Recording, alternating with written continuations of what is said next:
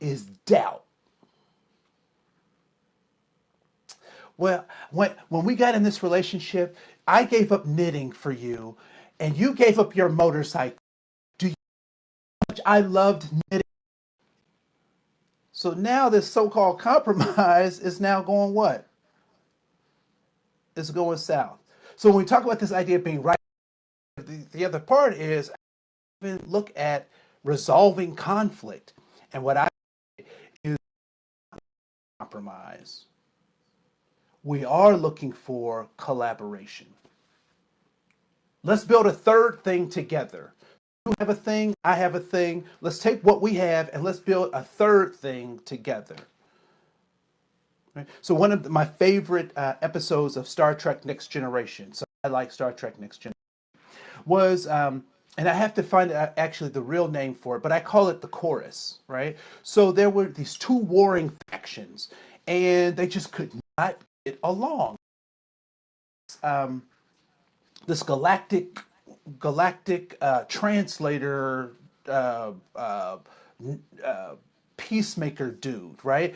But he was deaf, and so he had this chorus of these telepaths that would speak for him, and they would speak for three dimensions of his, identity or whatever. It's Star Trek, right? So they bring this ambassador in. He's going to negotiate peace in this situation, and through an accident, um, his chorus gets destroyed. The three people who speak for him are dead, and so now he's in this war torn planet trying to negotiate peace. All the people that he uses, all the tools that he has at his disposal to try to mediate this are now gone. But he's still the same great ambassador that he was before. So what do you think he does to try to bring peace to this planet? He's deaf, no less. What do you think he does? He collaborates, right? And what he does is he teaches the planet American Sign Language. So they have their own culture. They have their warring fact says, look, if we want to move along together, we want to broker this peace, then we all have to learn ASL together. And so he comes up with this third way of being, right? And so all too often, what I encourage people to think about in this polarized situation, how do you create a third way of being? In principles, I forgot who said it before, but really starting off with those values. All human beings need love. They need, air and food. Can we agree on that? Yes. All right. Now, what kind of food and how they like to prepare their food and who they want to be in love with, can we also say that that's up to them too? Right. So just really building this third way together. So, um, no, man, I wish I could take you guys everywhere. This is, I feel like, any observations before we end our session today? Yes.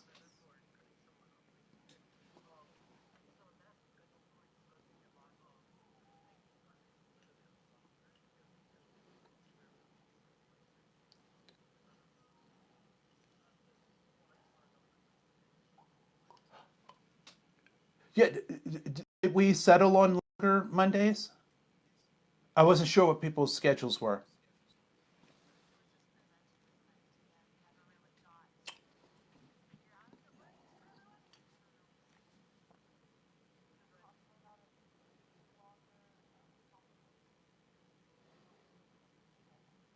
Okay.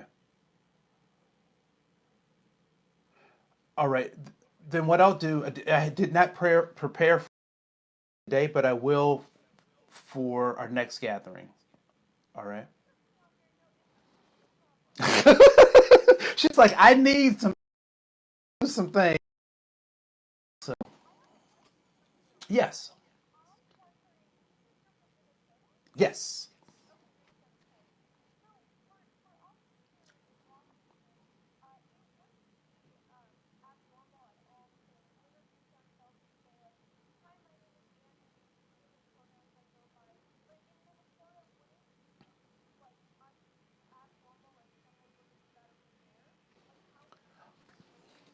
So I would say in the metropolitan areas, not so much, because it's a metro. So Minneapolis proper, probably not so much. St. Paul, I live in Rochester, which is very our the even having a conversation about gender pronouns is a little uncomfortable. Like, why do I have to do that? What is that? And so I would say this is probably comparable to Tacoma, where St. Paul and Greater Minnesota, not so much so. Type of thing, so that probably wouldn't be too uncommon in Duluth, but for most Minnesotans, the conversation turns really quickly into a religious conversation. That, you know, Eve, and even though we have the stuff, so even some, and this is interesting, and that even gay people have difficulties with gender pronouns. And so I thought that, particularly here, I don't hear some older gay people have difficulties kind of understanding how or why.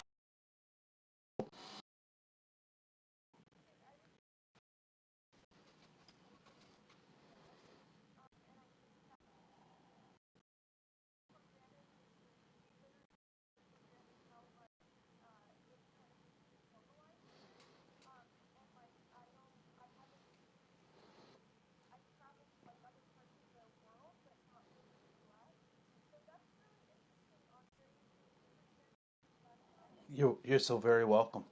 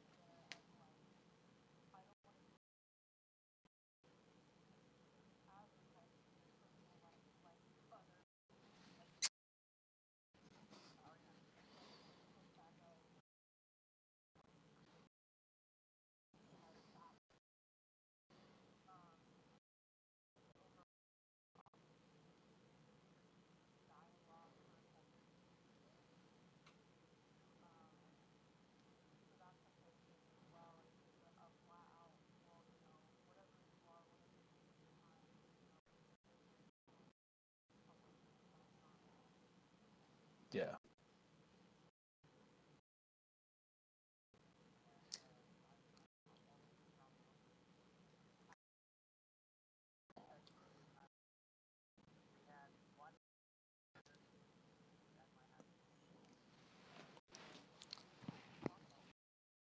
Yeah.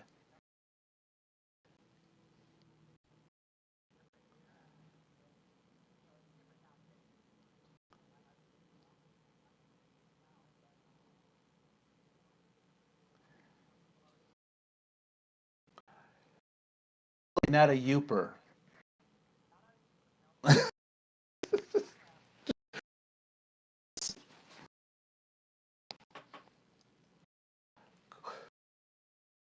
Yes, they have.